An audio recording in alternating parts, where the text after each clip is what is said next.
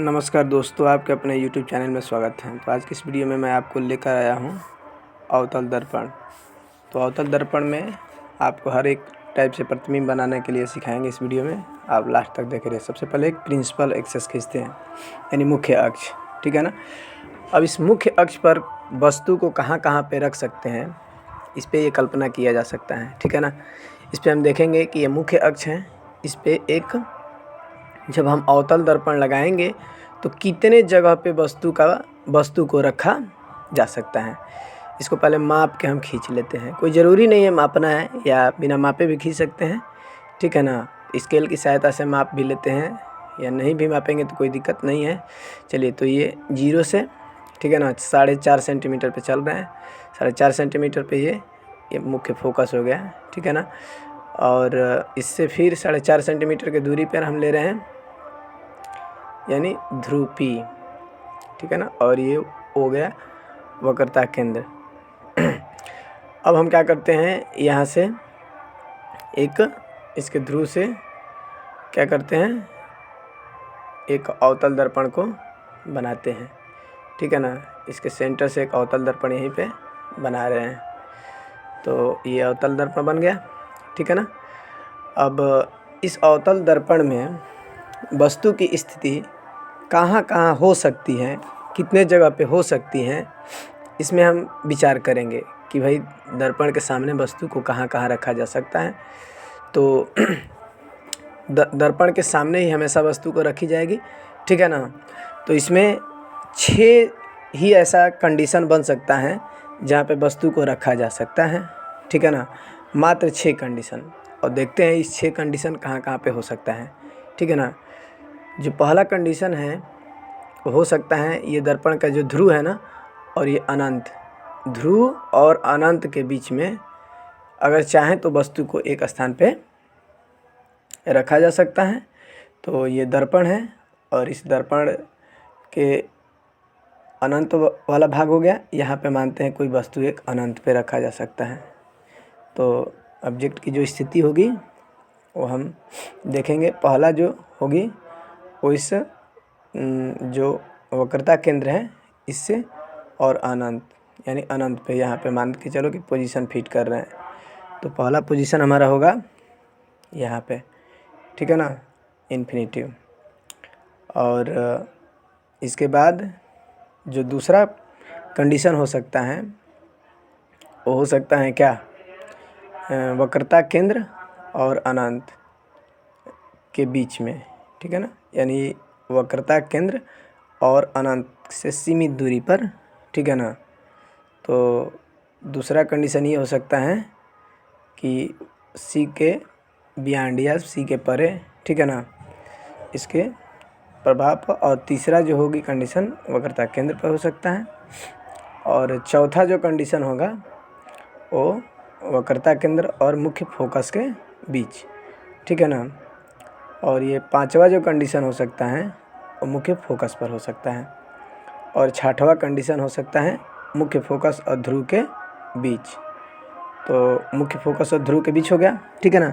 यही 6 कंडीशन है, और इसी 6 कंडीशन में हर एक कंडीशन पे वस्तु को, ऑब्जेक्ट को यानी रखेंगे। और जो भी इसका इमेज प्राप्त होगा, इसके प्रकृति के बारे में हम चर्चा करेंगे, इसके साइज़ के भी बारे में चर्चा करेंगे कि कैसा बन रहा है और कैसा प्राप्त हो रहा है, ठीक है ना। तो आपको बिल्कुल समझ में आ रहा होगा इसको, ठीक है ना। ये 6 मात्र कंडीशन है। 6 कंडीशन को आप लोग ध्यान से देख लीजिए कि मात्र ऐसा 6 ही कंडीशन संभव हो सकता है, ठीक है ना। अब प्रतिबिंब की स्थिति के बारे में हम जानेंगे कि इस 6 कंडीशन से प्रतिबिंब की स्थिति कहाँ कहाँ पर प्राप्त हो सकती है, ठीक है ना। तो 6 वस्तु की स्थिति हो गई, और इसका इमेज का आकार के बारे में जानेंगे कि इसकी साइज़ कैसी बन रही है, ठीक है ना, छोटा बन रहा है या बड़ा बन रहा है। और प्रतिबिंब की नेचर देखेंगे, यानी प्रकृति देखेंगे, ठीक है ना। तो प्रतिबिंब की प्रकृति होगी, ठीक है ना, इसको देखेंगे कि प्रतिबिंब की प्रकृति क्या है, ठीक है ना, उल्टा है, सीधा है, ठीक है ना।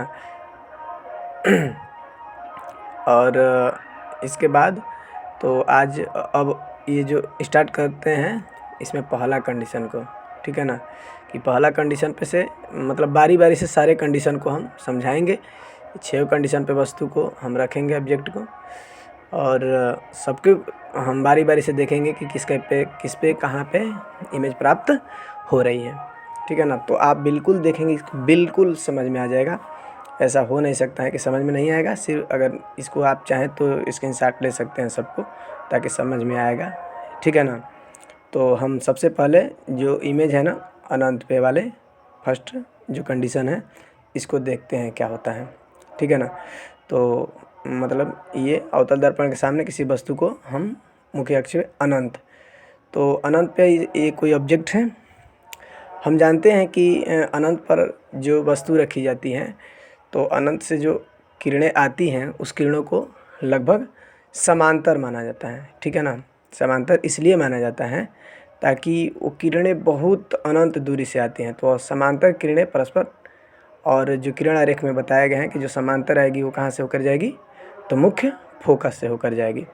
तो समांतर आएगी और मुख्य फोकस से होकर जाएगी।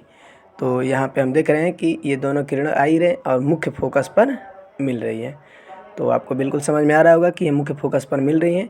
तो जो इसका इमेज बनेगी, यानी ऑब्जेक्ट वस्तु थी और जो इसकी इमेज होगी, वो इमेज जो हम बनाएंगे मुख्य फोकस पर, तो वो कैसी बनेगी, बिल्कुल छोटा बनेगा, ठीक है ना, यानी बहुत छोटा बनेगी।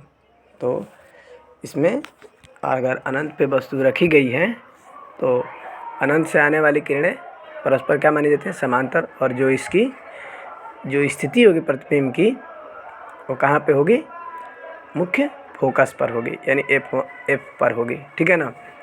तो एफ पर होगी और इमेज की जो साइज़ होगी बिल्कुल छोटी होगी। तो हमको उम्मीद है कि ये पहला कंडीशन समझ में आ गया होगा।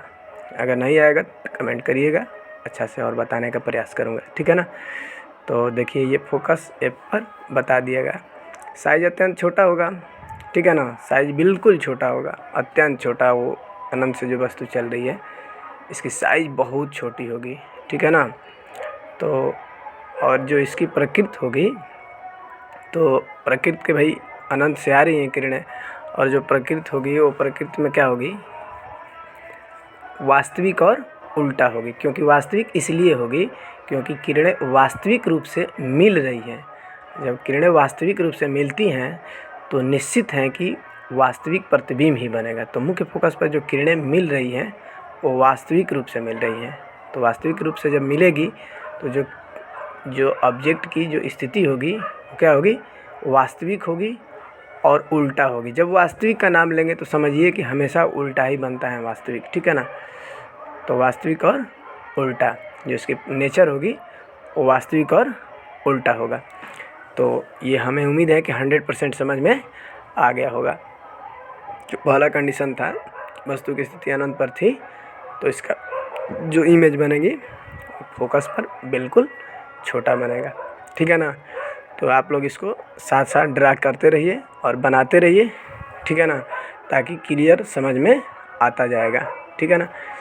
तो एकदम प्रैक्टिकल के तौर पे हैं, आप इसको बनाते चलेंगे और देखते चलेंगे, ठीक है ना। अब दूसरा कंडीशन पे चलते हैं कि यदि वस्तु की स्थिति किस पे, यानी सी से कुछ दूरी पर, यानी कहा जाए कि मतलब सी अनंत और सी के बीच, ये भी कह सकते हैं, या सी से सी के कुछ बगल में, ठीक है ना। जैसे एक लड़के को हम यहाँ पे खड़ा कर रहे हैं, छोटू हैं, इस छोटू को यहाँ खड़ा कर दिए, खड़े हो जाओ छोटू सीधे।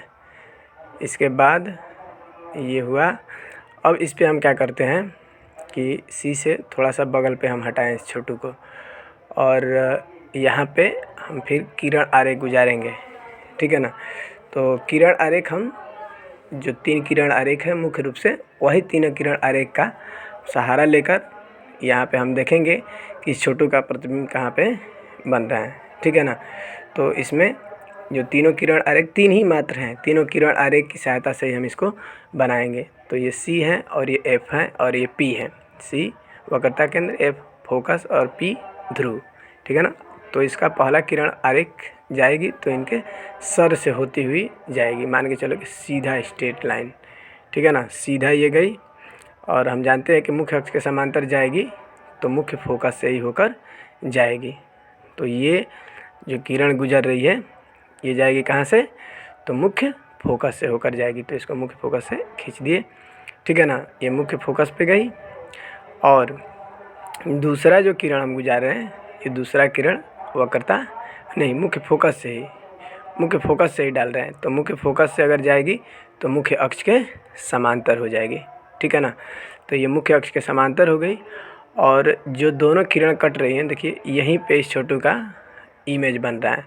तो इस छोटू का इमेज कैसा बन रहा है, जैसे छोटू सीधा था, इसका सर ऊपर था तो इसका सर नीचे हो गया है, ठीक है ना। यानी कहने का मतलब कि छोटू का प्रतिबिंब उल्टा बना, और उल्टा बनेगा तो वास्तविक बनेगा और वस्तु के अपेक्षा छोटा, अर्थात जो छोटू था उसका इमेज जो बन रहा है वो छोटू की अपेक्षा छोटा बन रहा है, ठीक है ना।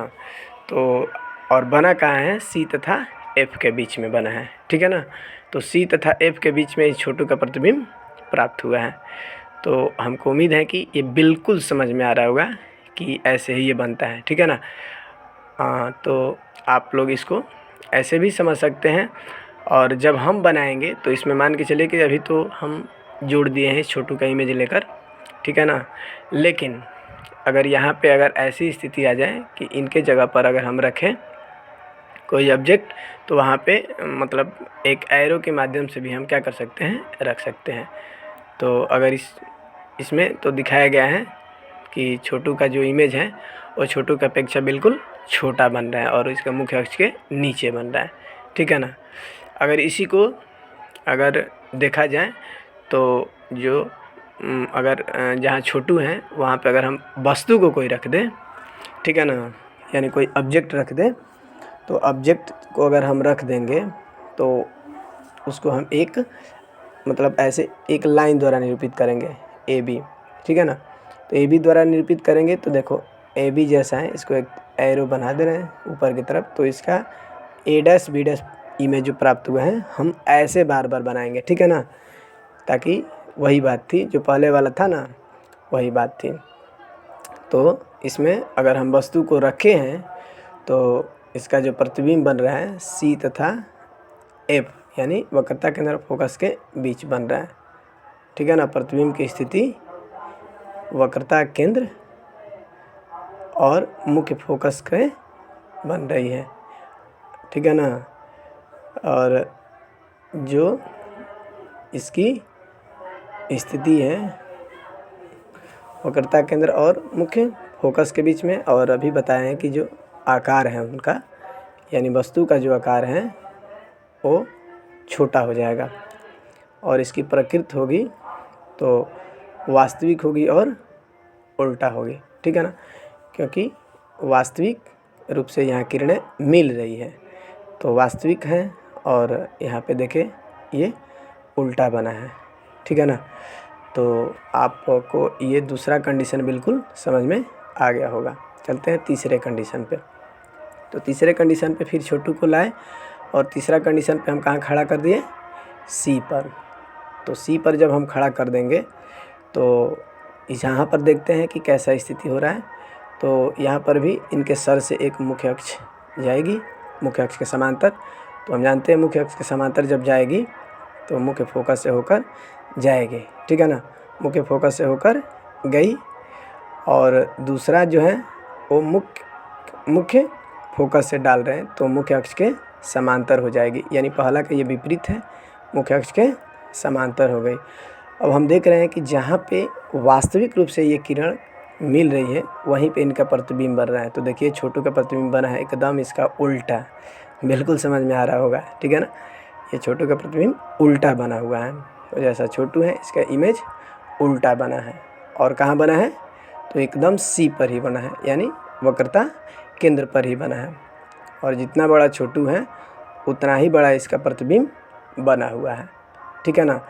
तो आपको बिल्कुल समझ में आ गया होगा इससे और कंफर्म भी होंगे कि कैसा है। यहाँ पे हम ऑब्जेक्ट को रख दे रहे हैं ए बी, ठीक है ना, एक लाइन द्वारा निरूपित किए और इसका जो इमेज है वो ए डैश बी डैश उल्टा बना है और सी पर ही बना है, ठीक है ना। तो यदि वस्तु की स्थिति वक्रता केंद्र पर हो जाए ठीक है ना, वक्रता केंद्र यानी सी पर, तो जो प्रतिबिंब की स्थिति होगी वो वक्रता केंद्र पर ही होगी, ठीक है ना, और वक्रता केंद्र पर होगी और जो इमेज की साइज होगी वो ऑब्जेक्ट के बराबर ही होगी, यानी वस्तु के बराबर ही होगी, ठीक है ना। और जो इसका नेचर है यानी प्रकृति है, वो प्रकृति क्या होगा कि वास्तविक, यानी किरणें वास्तविक रूप से मिल रही हैं, तो जो नेचर होगा यानी प्रकृति होगा वास्तविक और उल्टा, यानी रियल और इन्वर्स यानी उल्टा। तो बिल्कुल समझ में आ गया होगा, आप लोग इसको नोट करते चलेंगे और अगला नंबर पॉइंट पे चलते हैं, ठीक है ना। यानी तीसरा तो क्लियर हो गया कि आप लोग क्लियर देखते रहिए इसको। चौथा नंबर जो है छोटू को अब क्या कर दे रहे हैं कि सी तथा एफ के बीच रोक दे रहे हैं, तो छोटू को सी यानी वक्रता केंद्र और मुख्य फोकस के बीच हम खड़े कर दिए। फिर मुख्य अक्ष के समांतर जाएगी तो निश्चित है कि मुख्य फोकस से ही होकर जाएगी, ये मुख्य फोकस से होकर गई, ठीक है ना। और क्या कर रहे हैं कि दूसरा कंडीशन मुख्य फोकस से है, तो मुख्य फोकस से जाएगी तो मुख्य अक्ष के समांतर हो जाएगी, ठीक है ना, यानी एक दूसरे के रिवर्स चल रहा है ये उल्टा, ठीक है ना। और जहाँ पे इनका कटान बिंदु प्राप्त हुआ वहाँ पे छोटू का प्रतिबिंब बना है, छोटू से बड़ा बना है और सी से कुछ दूरी पे बना है और वास्तविक और उल्टा बन रहा है, ठीक है ना। तो बिल्कुल समझ में आ रहा होगा आपको कि जैसा छोटू खड़ा था उसका उल्टा प्रतिबिंब सी से दूरी पर बन रहा है, ठीक है ना। तो आप इस एरो से समझ गए होंगे। अब इसको एक ऑब्जेक्ट के रूप में लिख दे रहे हैं एक लाइन द्वारा, देखो ए बी द्वारा और फिर इसका जो इमेज बना है सी के बगल में ए डैश बी डैश। तो ये 4 नंबर कंडीशन थी और वस्तु की स्थिति लिख लीजिए कि अगर सी तथा एफ के बीच में हो तो जो इमेज की जो साइज होगी यानी वस्तु की स्थिति, अरे प्रतिबिंब की स्थिति, तो प्रतिबिंब की स्थिति सी के बगल में यानी सी से कुछ दूरी पे होगी और जो प्रतिबिंब का साइज होगा, प्रतिबिंब का जो आकार होगा वो वस्तु से बड़ा बनेगा, ठीक है ना, क्योंकि देखिए वस्तु है और इससे बड़ा दिखाई दे रहा है, तो वस्तु से बड़ा दिखाई देगा, ठीक है ना।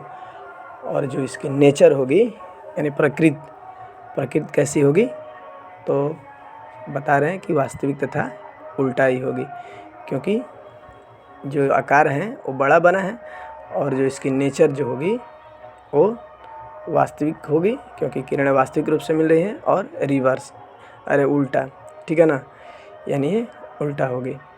तो समझ गया। 5वां नंबर कंडीशन पे छोटू को लाते हैं और इसको एफ पर खड़ा कर रहे हैं, एफ पर खड़े हो जा, तो एफ पर, ठीक है ना, एफ पर जब ये इसको खड़ा कर रहे हैं तो यहाँ पर भी किरण आरेख गुजार रहे हैं। एफ पर जब किरण आरेख गुजारेंगे तो ये मुख्य अक्ष के समांतर गई और मुख्य अक्ष के समांतर जाएगी तो निश्चित है कि मुख्य फोकस से ही होकर जाएगी, तो ये गई मुख्य फोकस से।